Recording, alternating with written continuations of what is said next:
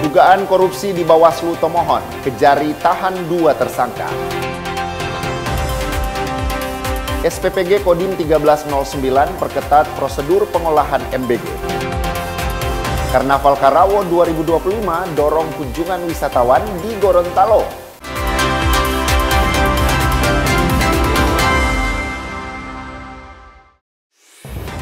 Selamat pagi saudara, apa kabar Anda hari ini? Jumpa lagi dalam program Kompas Manado Pagi, Kamis 2 Oktober 2025.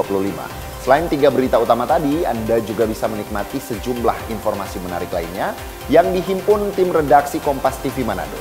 Bersama saya, Devis Pinantoan. Inilah Kompas Manado Pagi selengkapnya, hanya di Kompas TV, independen, terpercaya.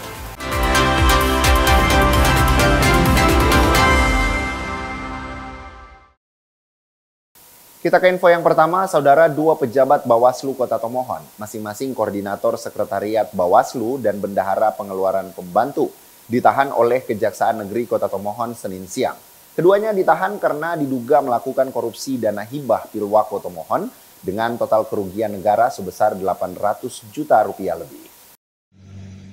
Kejari Tomohon memperkirakan kerugian negara mencapai lebih dari 800 juta rupiah. 2 orang tersangka langsung ditahan di Rutan Kelas 2 Manado. Keduanya adalah VM alias Vernom, Koordinator Sekretariat Bawaslu Kota Tomohon, dan VG alias Vera, Bendahara Pengeluaran Pembantu Bawaslu Tomohon. Penetapan dan penahanan dilakukan berdasarkan surat penetapan tersangka dan surat perintah penahanan yang seluruhnya tertanggal 30 September 2025 dan keduanya ditahan selama 20 hari mulai 30 September hingga 19 Oktober. Negeri Tomohon telah melakukan penahanan terhadap 2 orang tersangka, di mana tersangka yang pertama VM alias Vernon itu berdasarkan surat penetapan tersangka nomor B01 garis miring P71.15 garis miring FD.1 garis miring 09 garis miring 2025 tanggal 30 September 2025 dan surat perintah penahanan nomor PRIN 01 garis miring P1.15 garis miring FD.1 garis miring 09 garis miring 2025 tanggal 30 September 2025, di mana tersangka VN alias Vernon ini ditahan selama 20 hari terhitung tanggal hari ini dan ditahan di Rutan Kelas 2A Manado, di mana Vernon atau VN ini jabatannya di Bawaslu Kota Tomohon sebagai koordinator sekretariat, di mana juga hasil perhitungan auditor didapati kerugian sebesar 881.131.307 rupiah.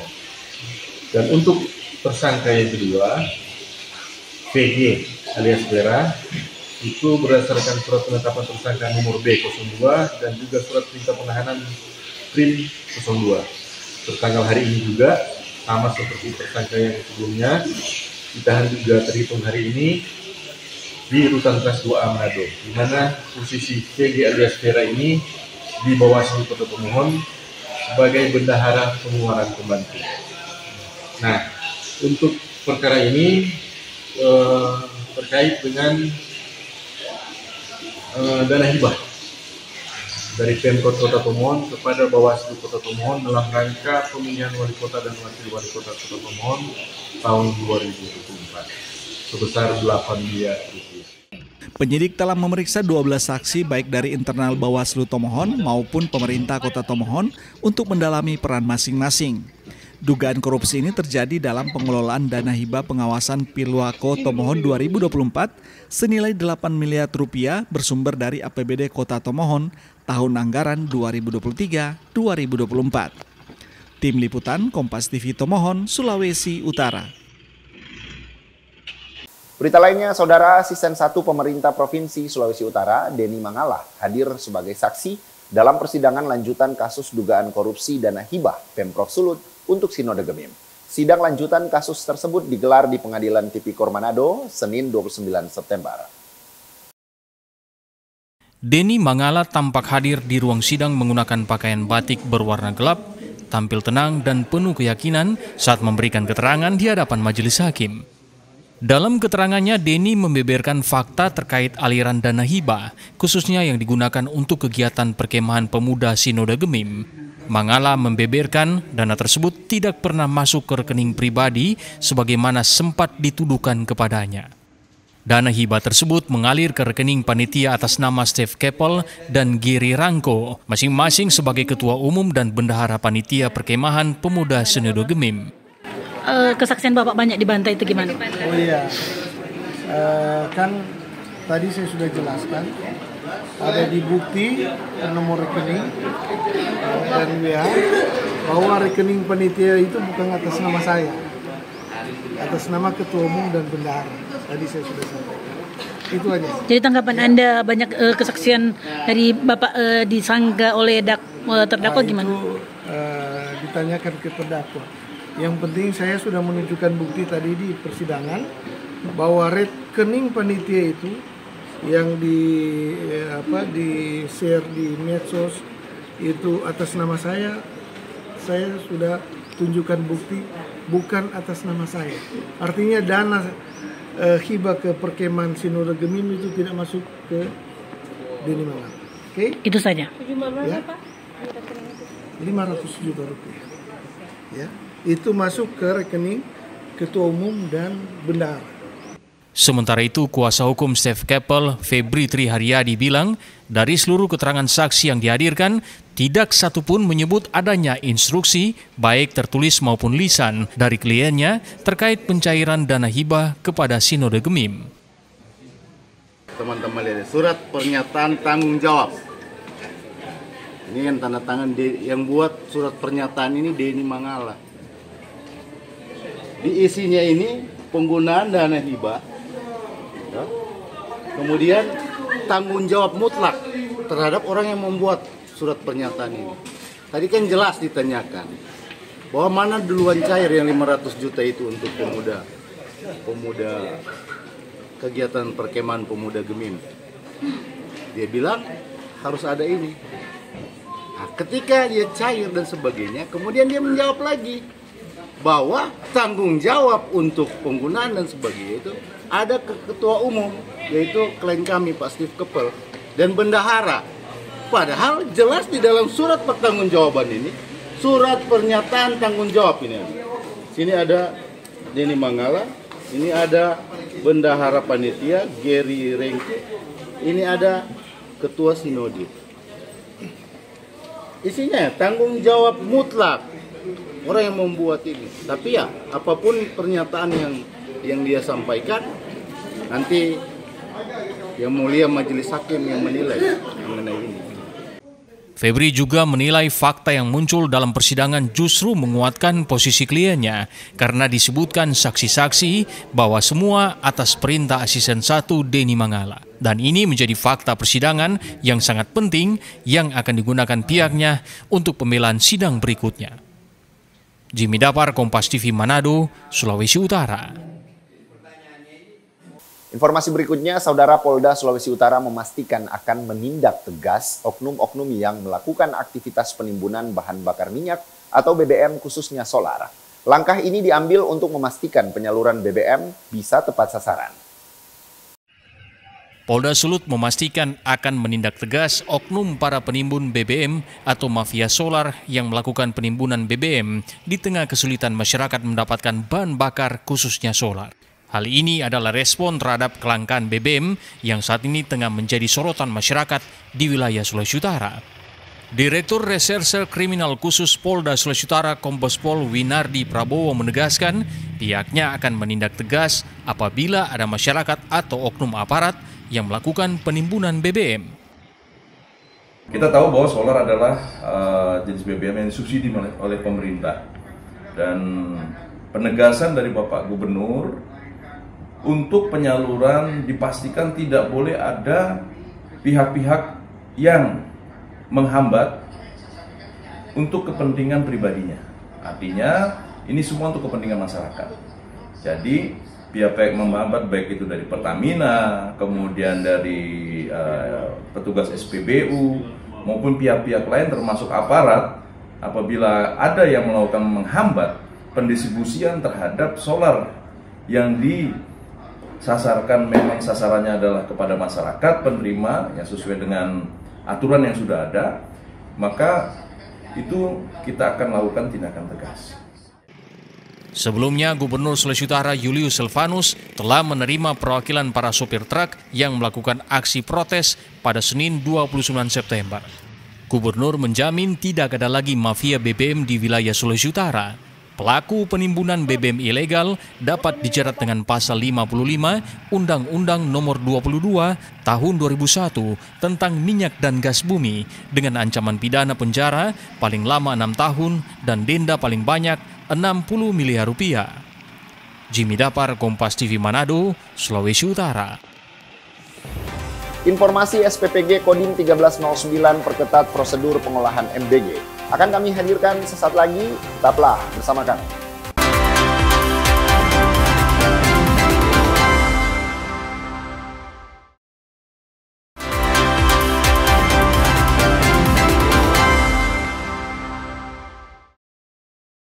Kembali Anda menyaksikan Kompas Manado Pagi. Saudara, Satuan Pelayanan Pemenuhan Gizi atau SPPG Kodim 1309 Manado menerapkan pemeriksaan berlapis dalam proses pengolahan hingga distribusi makan bergizi gratis ke sekolah-sekolah. Langkah ini dilakukan demi mencegah adanya kasus keracunan makanan seperti yang terjadi di daerah lainnya.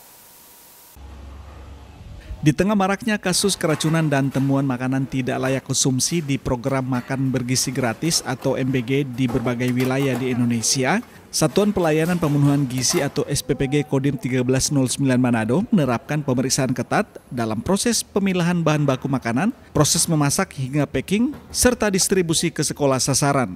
Kepala SPPG Kodim 1309 Manado, Radia Masloman bilang, prosedur pemeriksaan ketat ini guna menjaga kualitas dan keamanan makanan yang akan disalurkan setiap hari.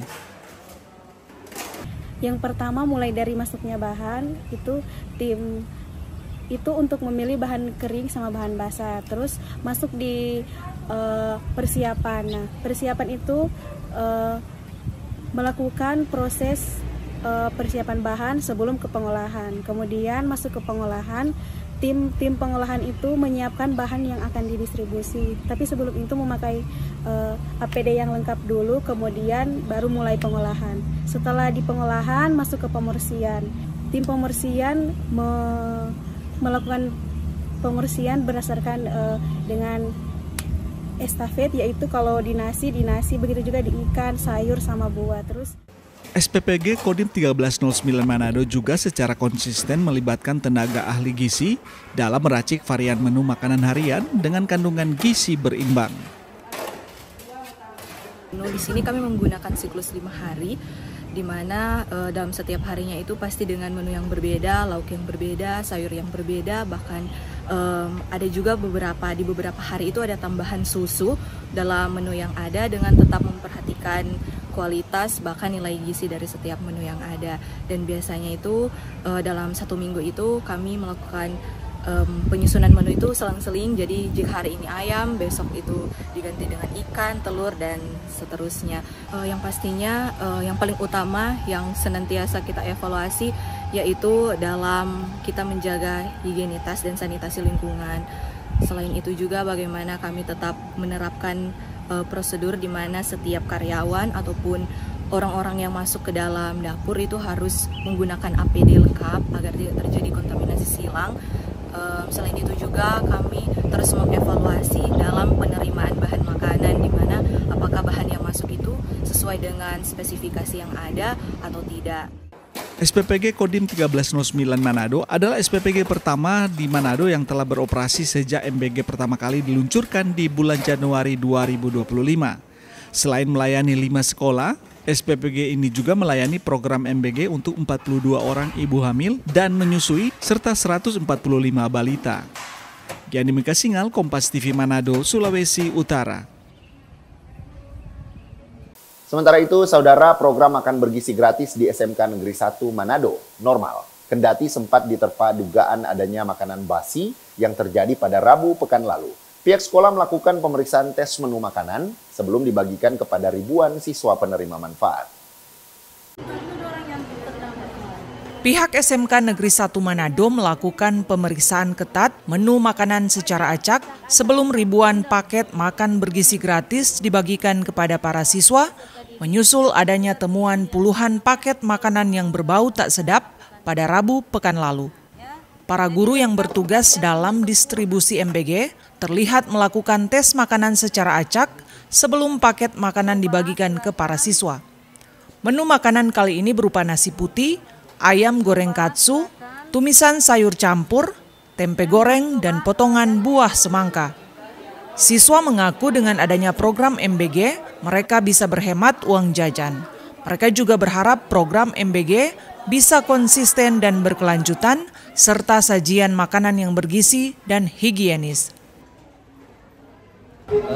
Tanggapan paling bagus buat orang yang belajar supaya menghemat untuk jajan, kasih tabung, membeli sesuatu. Paling kalau bilang trauma paling tak, cuman kalau bilang waspada ada bisa dikit. Karena ya beberapa kan ada contoh di wilayah-wilayah lain, ada beberapa kasus begitu. Jadi tidak trauma sih, cuma waspada. Ya harapan sih ya semoga buat orang di sini nyandak makan begitu deh. Jujur agak takut. Apalagi juga dapat peringatan dari orang tua semenjak ada makanan basi itu dibilang nggak usah makan MBG, takutnya dapat yang busuk lagi, keracunan lagi. Cuman ya karena MBG juga mengenyangkan, jadi saya makan aja. Adik sendiri ada ada upaya antisipasi? Kadang sih kalau udah lapar langsung gas-gas aja, cuman ya kalau terlihat agak mencurigakan ya dicek dulu atau dicicip dulu, kalau emang nggak enak ya udah nggak dilanjut makan. Nah, kalau sejak beberapa waktu belakangan ini bagaimana Anda melihat menu yang disajikan melalui program MBG ini? Sejauh ini sih enak-enak aja, apalagi menu yang kali ini sangat mengenyangkan, terus dagingnya juga gede, nggak seperti mungkin kadang ya agak kurang porsinya, cuman kali ini lebih dari cukup. Untuk orang yang yang mau menabung, ini membantu sekali karena orang perlu menjajan lagi ke bawah. Hari ini menunya apa, Dek? Di sini ada sayur, tempe, sama ayam. Ini kan ada beberapa kasus kejadian keracunan di beberapa sekolah, ya. Dan di sini sempat ada juga temuan makanan basi. Anda sendiri trauma atau? Saya tidak trauma karena setiap saya makan saya melihat kondisi makanannya bagaimana. Kalau dilihat bagus, saya makan. Program MBG di SMK Negeri 1 Manado sudah berjalan hampir 2 bulan dengan jumlah penerima 1.105 siswa. Yanemi Kesingal, Kompas TV, Manado, Sulawesi Utara. Berita lainnya, Saudara, Kantor Pencarian dan Pertolongan atau Basarnas Manado menggelar latihan atau simulasi kecelakaan kendaraan bermotor di gerbang tol Air Madidi belum lama ini. Latihan bersama ini dilakukan sebagai upaya untuk peningkatan keterampilan petugas dalam melakukan evakuasi bagi korban kecelakaan. Kabupaten Minahasa Utara sedang melakukan. Basarnas Manado melaksanakan latihan di gerbang tol Air Madidi, Kabupaten Minahasa Utara. Latihan ini dilaksanakan oleh Basarnas dengan menggandeng sejumlah instansi terkait seperti Kodim Bitung, Polres Minut, Dinas Perhubungan, Pemadam Kebakaran, Jasa Marga, serta Dinas Kesehatan setempat. Sementara itu, Kepala Basarnas Manado George Mercy Randang bilang, latihan ini untuk mempererat dan memperkuat koordinasi serta menjalankan SOP ketika melakukan penyelamatan dan evakuasi korban kecelakaan lalu lintas. Latihan ini juga bertujuan untuk meningkatkan kemampuan dan keterampilan tim penyelamat dalam menghadapi situasi darurat kecelakaan lalu lintas. Saya kira tadi kita coba simulasikan penanganan apabila terjadi laka lantas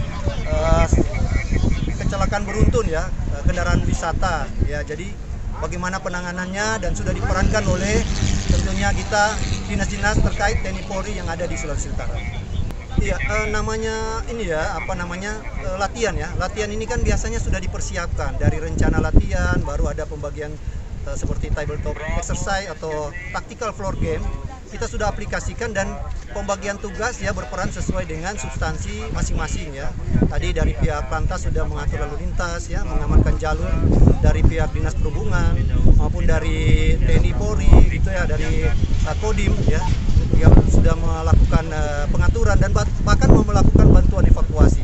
Begitu juga dari PT Jasa Marga ya, membantu tentunya karena mereka yang terdekat, mereka membantu evakuasi. Adapun skenario dalam simulasi ini terjadi kecelakaan dengan penanganan khusus pada kecelakaan beruntun yang melibatkan beberapa kendaraan. Jimmy Dapar, Kompas TV, Minahasa Utara, Sulawesi Utara.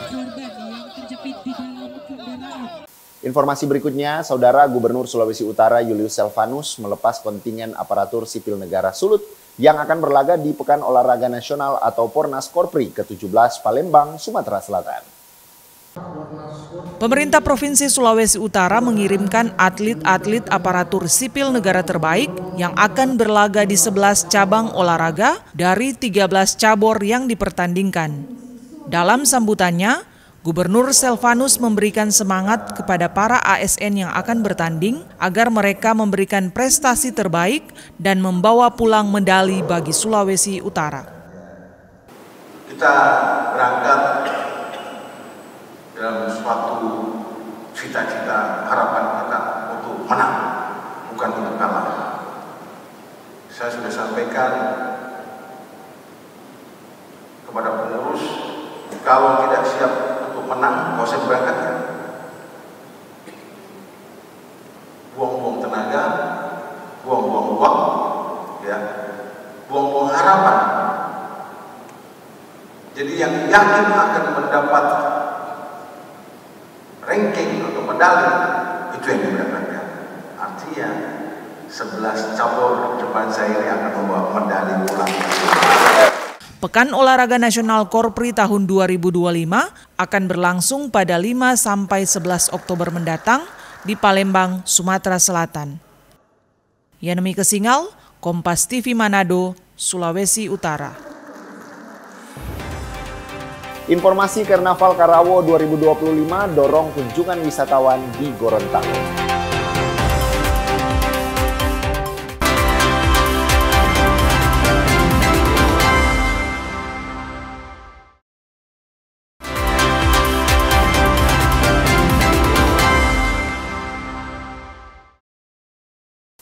Kembali Anda menyaksikan Kompas Manado Pagi, Saudara Wakil Menteri Pariwisata Republik Indonesia resmi membuka karisma event Nusantara Gorontalo Karnaval Karawo 2025. Gorontalo Karnaval Karawo dinilai menjadi upaya dalam mendorong pertumbuhan dan pergerakan wisatawan di Indonesia, serta menumbuhkan perekonomian pelaku usaha di daerah. Karnaval Karawo Gorontalo kembali digelar tahun ini, yang menjadi komitmen pemerintah daerah dalam mendukung dan mendorong sektor pariwisata, khususnya di wilayah Gorontalo. Kegiatan ini diyakini memberikan kontribusi besar dalam meningkatkan pertumbuhan ekonomi dan wisatawan Nusantara. Dengan mengangkat keunikan budaya daerah, sejumlah peserta yang juga berasal dari luar Provinsi Gorontalo menampilkan busana khas daerah, mulai dari Provinsi Sulawesi Selatan, Sulawesi Utara, Sulawesi Tengah, Sulawesi Tenggara, dan Provinsi Gorontalo. Bagi pemerintah daerah, kegiatan ini dapat memperkenalkan kain karawo khas Gorontalo hingga ke kancah internasional. Tahun ini saya kira antusias peserta lumayan luar biasa. Peserta dari luar kemarin tahun lalu kita hanya 4 daerah, 2 wamen. Tahun ini ada 7 atau 9 daerah yang datang hadir berpartisipasi untuk kita. Packaging kita akan berkuat, kemudian promosi juga sehingga lebih banyak pihak luar yang akan ikut, dan tentunya ini akan membawa dampak yang sangat luar biasa bagi pariwisata kita di Gorontalo. Pelaksanaan Karnaval Karawo ini menarik ribuan pengunjung. Bahkan, meski dalam kondisi hujan, warga rela bertahan demi bisa menyaksikan penampilan kostum menarik dan unik dari para peserta. Bagus sih dari kegiatan tertarik mau balia yang ada tampil. Berturannya ada trompet taman. Ada. Iya. DP adat sekaligus motivasi parade perempuan muslim bangkit, percaya diri dan memberikan terbaiknya bagi keluarga. Bagus. Jadi budaya Gorontalo seperti ikon baju karawo, kegiatannya bagus, biar hujan-hujan kita antusias melihatnya. Karaonya. Karnaval Karao ini pun diharapkan tetap selalu diselenggarakan untuk mengangkat potensi wisata dan menampilkan kreativitas busana daerah serta meningkatkan perekonomian. Agustiar Syafruddin, Kris Kamisma, Kompas TV Gorontalo. Berita lainnya, Saudara, Bulog Gorontalo mendistribusikan lebih dari 1.500 ton beras stabilisasi pasokan dan harga pangan atau SPHP untuk menekan lonjakan harga beras di Gorontalo. Pendistribusian beras SPHP ini melibatkan jajaran TNI Polri seprovinsi Gorontalo serta pemerintah daerah dan pedagang pasar. Menekan lonjakan harga beras di Gorontalo, Bulog terus mendistribusikan beras SPHP ke tingkat masyarakat. Penyaluran ini dilakukan bersama jajaran TNI Polri di Gorontalo, pemerintah daerah, Koperasi Desa Merah Putih, serta pedagang pasar harian. Bulog Gorontalo mencatat telah mendistribusikan beras SPHP lebih dari 1.500 ton. Meski beras cadangan Bulog terus disalurkan, pimpinan cabang Bulog Gorontalo mengaku ketersediaan pasokan beras di gudang masih mencukupi hingga mencapai 3.000 ton. Penyaluran bantuan pangan pendistribusian SPHP melalui TNI di seluruh wilayah Provinsi Gorontalo kurang lebih mencapai 500 ton. Untuk Polri, Provinsi Gorontalo itu sudah mencapai kurang lebih 300 ton. Kemudian untuk pendistribusian beras SPHP melalui Dinas Pangan itu kurang lebih 250 ton. Posisi stok kami sekarang itu di angka 3.000 ton, itu kami akan persiapkan untuk penyaluran SPHP sampai Desember 2025. Juga yang sedang kami persiapkan adalah penyaluran bantuan pangan tahap 2 untuk alokasi Oktober-November 2025. Selain distribusi beras SPHP ke masyarakat, Bulog Gorontalo juga melakukan pembelian gabah dan padi di kalangan petani demi menjaga ketersediaan cadangan beras di Gorontalo. Kris Karisma, Kompas TV Gorontalo. Informasi tadi menutup perjumpaan kita dalam Kompas Manado Pagi. Anda bisa menyimak video tayangan kami di kompas.tv atau siaran langsung via streaming di kompas.tv/live. Saya, Devis Pinantoan, pamit undur diri. Tetap saksikan rangkaian program berita di Kompas TV, independen, terpercaya.